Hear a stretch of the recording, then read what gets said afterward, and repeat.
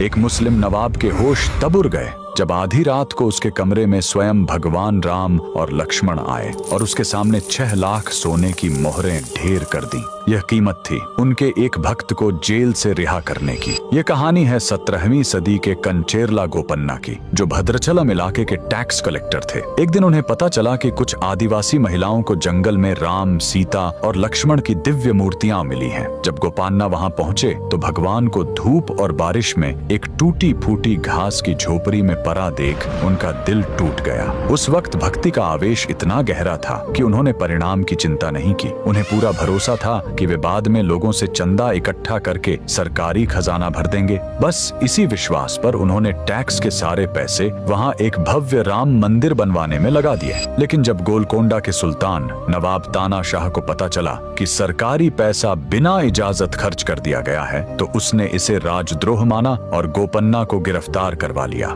गोपन्ना को हैदराबाद के गोलकोंडा किले के एक अंधेरे कैद खाने में डाल दिया गया, जिसे आज रामदास बंदी खाना कहते हैं। 12 साल तक उन्हें वहां यातनाएं दी गई, लेकिन गोपा ने हार नहीं मानी। उन्होंने उन 12 सालों में जेल के नुकीले पत्थरों से ही दीवारों को घिस घिस कर भगवान राम, सीता और हनुमान जी के चित्र उकेरे, जो आज भी उस जेल की दीवारों पर साफ दिखाई देते हैं। फिर एक रात चमत्कार हुआ। नवाब तानाशाह गहरी नींद में थे, तभी उनके सपने में 2 तेजस्वी अंगरक्षक प्रकट हुए। उन्होंने अपना नाम रामूजी और लक्ष्मूजी बताया और नवाब को 6 लाख सोने की मोहरें थमा दी। नवाब को लगा यह सिर्फ एक सपना है, लेकिन जब सुबह उनकी आंख खुली तो उनके रोंगटे खड़े हो गए। सपने में दी गई 6 लाख सोने की मोहरें सच में उनके बिस्तर के पास पड़ी थीं। नवाब समझ गया कि वे साधारण सिपाही नहीं, स्वयं श्री राम और लक्ष्मण थे। वह रोते हुए जेल गया, गोपन्ना के चरण पकड़कर माफी मांगी और उन्हें सम्मान के साथ रिहा कर दिया। उसी दिन से गोपन्ना रामदासु कहलाए। यह पवित्र स्थान तेलंगाना का भद्राचलम राम मंदिर है, जिसे आज दक्षिण की अयोध्या कहा जाता है। अपने भक्त का कर्ज चुकाने वाले प्रभु के लिए